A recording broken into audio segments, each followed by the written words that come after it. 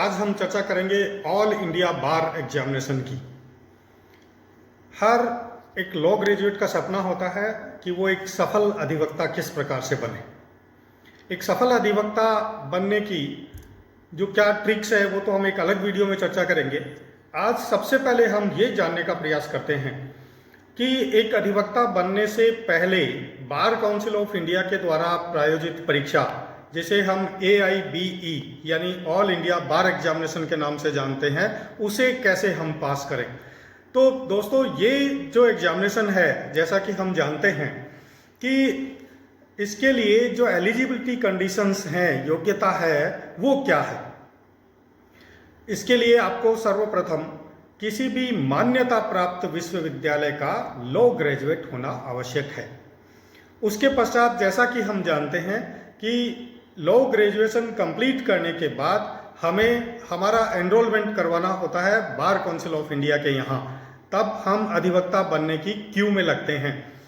कुछ समय पूर्व जब किसी भी एक लॉ ग्रेजुएट स्टूडेंट का enrolment bar council of India के यहाँ हो जाता था तो वो एक अधिवक्ता के रूप में जाना जाता था, और बार काउंसिल ऑफ इंडिया जो है वो उसको अपना एक ID कार्ड और एनरोलमेंट नंबर जारी कर देती थी।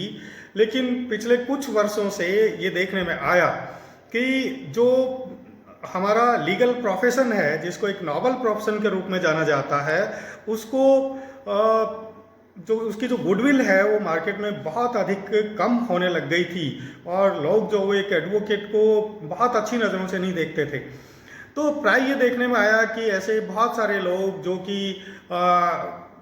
कुछ भी नहीं कर रहे होते हैं, या कहीं दुकान चला रहे हैं, या कोई छोटा मोटा कार्य भी कर रहे हैं, वो भी अपने एक एडवोकेट का बोर्ड लगा लेते हैं। तो ये जो डिग्रेडेशन है लीगल प्रोफेशन में, इसको रोकने के लिए बार काउंसिल ऑफ इंडिया ने कुछ स्टेप्स उठाए। उसमें से एक स्टेप ये भी था कि जो लॉ ग्रेजुएट्स प्रैक्टिस में होते हैं, केवल वही उसी को एक एडवोकेसी प्रोफेशन के बाकी के बेनिफिट्स भी मिल सकें। तो इसके लिए बार काउंसिल ऑफ इंडिया ने एक नई एग्जामिनेशन लागू की, ऑल इंडिया बार एग्जामिनेशन। अब देखिए, जो ही आपका एनरोलमेंट एज एन एडवोकेट होता है तो बार काउंसिल ऑफ इंडिया प्रतिवर्ष जो है वो इस प्रकार की एग्जामिनेशंस आयोजित करवाती है, जिसके अंतर्गत आपको एक फुल टाइम एडवोकेट बनने के लिए वो एग्ज़ाम उत्तीर्ण करनी ही करनी होगी।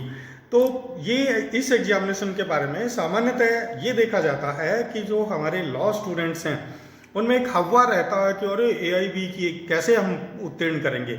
मैं आपको बता दूं कि ये कोई बहुत बड़ा हवा नहीं है, ये कोई बहुत बड़ी एग्जामिनेशन नहीं है जिसे आप लोग पास नहीं कर पाएँ। मैं आपको बता दूं कि अगर आपने इसका सिलेबस ढंग से देख लिया और ठीक प्रकार से अगर पढ़ लिया तो ये कोई बहुत बड़ी बात नहीं है। तो सबसे पहले तो हम अभी एलिजिबिलिटी पे चर्चा कर रहे थे कि एक ऑल इंडिया बार एग्जामिनेशन में अपीयर होने के लिए आपकी क्या एलिजिबिलिटी होनी चाहिए, योग्यता होनी चाहिए। तो जैसा कि मैंने बताया कि आप किसी भी मान्यता प्राप्त विश्वविद्यालय के लॉ ग्रेजुएट होने चाहिए, तथा किसी भी स्टेट बार काउंसिल के through bar council of India के आप एनरोल्ड एडवोकेट होने चाहिए। और उसके बाद समय समय पर इस ऑल इंडिया बार एग्जामिनेशन के एग्जामिनेशन फॉर्म निकलते रहते हैं। ये ऑनलाइन अप्लाई होते हैं। जब भी इसकी एप्लीकेशंस निकलती है, इस प्रकार के नोटिफिकेशंस कंसर्न फर्म के द्वारा जारी किए जाते हैं, तो आप ऑनलाइन जो है वो घर पे बैठ करके अपने नाम, पते, बायोडाटा, क्वालिफिकेशन इत्यादि फिलअप करके और रिक्वेस्ट फीस ऑनलाइन ही डिपॉजिट करके आप इसके लिए आवेदन कर सकते हैं। जो ही आप आवेदन करेंगे आपके पास मैसेज आ जाएगा, और जो ही आप निर्धारित फीस जो जमा करवा चुके होंगे उसके कुछ समय पश्चात बार काउंसिल ऑफ इंडिया भी आपको प्रिपरेशन के लिए मटेरियल भेजती है। आप वो मटेरियल भी पढ़ सकते हो। इसके अलावा बार काउंसिल ऑफ इंडिया की साइट पे अभी जैसे हम चर्चा करें कि 2020 की जो नेक्स्ट एग्जामिनेशन है वो 2020 के अगस्त में होने की संभावना है। हालांकि अभी कोविड-19 इफेक्ट है, संभव है कि अगर कंट्रोल नहीं हो पाए तो आगे पोस्टपोन हो जाए, तो उसमें कोई ज़्यादा चिंतित होने वाली बात नहीं है। जब भी एग्जामिनेशन होगी आप बार काउंसिल ऑफ इंडिया की वेबसाइट से इसका सिलेबस देखें और सिलेबस के अकॉर्डिंग एक बार हल्का सा थोड़ा देख लें। बार काउंसिल ऑफ इंडिया आपको जो स्टडी मटेरियल भेजती है वो देख लें। इसके अतिरिक्त जो महत्वपूर्ण बात है वो ये है कि बार काउंसिल ऑफ इंडिया की वेबसाइट पे ही आपको इसके अनसॉल्व पेपर मिल जाएंगे और उन अनसॉल्व पेपर्स को आप देखेंगे तो आपको लगेगा कि ये बहुत ज़्यादा जो है वो कठोर कोई प्रश्न पत्र नहीं होता है। इसमें सामान्य जो एलएलबी किया हुआ व्यक्ति है, इसमें किसी प्रकार की क्वालिफिकेशन में परसेंटेज इत्यादि की रिक्वायरमेंट नहीं है। अगर आप एनरोल्ड हो गए, एक 48% मार्क्स लेकर के पास हुए हैं और एनरोल्ड हो गए तो आप ऑल इंडिया बार एग्जामिनेशन में अपीयर हो सकते हैं। इस एग्जामिनेशन की जो खास बात है वो ये है कि ये ओपन बुक एग्जामिनेशन होती है।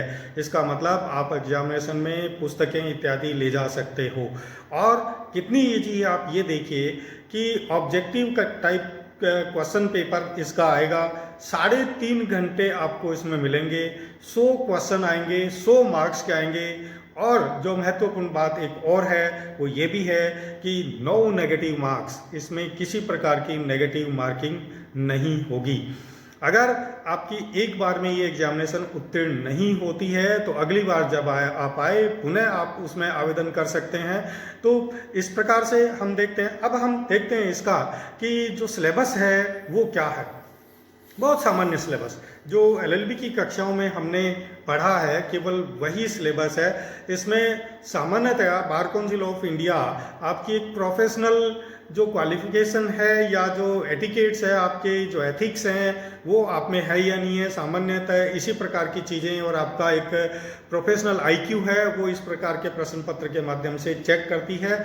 इसमें जो क्वेश्चन पेपर बनाया जाता है बार काउंसिल ऑफ इंडिया के माध्यम से, उसमें जो सब्जेक्ट्स हैं आपके वो वही जो एलएलबी कक्षाओं में हमने पढ़े हैं, जैसे एडमिनिस्ट्रेटिव लॉ है, लेबर लॉज है, ह्यूमन राइट्स लॉ है, CPC, CrPC, evidence, constitution, labour laws, तो लॉ ऑफ टॉर्ट्स, इसी प्रकार के सब्जेक्ट्स जो हमने वेदर 3 ईयर लॉ में और 5 ईयर लॉ में लॉ के जो सब्जेक्ट्स पढ़े हैं, उन्हीं सब्जेक्ट्स के आधार पर सिर्फ 100 क्वेश्चन आएंगे और 100 मार्क्स के होंगे, ऑब्जेक्टिव होंगे, उसमें ऑप्शंस आएंगे ABCD, उसी को आपको जो वो टिक करना है।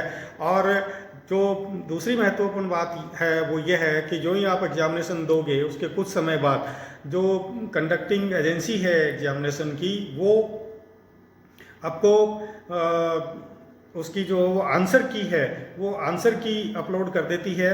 उस आंसर की के आधार पर आप देख सकते हैं कि आपके कितने मार्क्स आए हैं। हाँ, एक चीज़ और कि इसमें 2 और चीज़ों के बारे में सामान्यतः हमारे स्टूडेंट्स जो वो क्वेरी करते रहते हैं।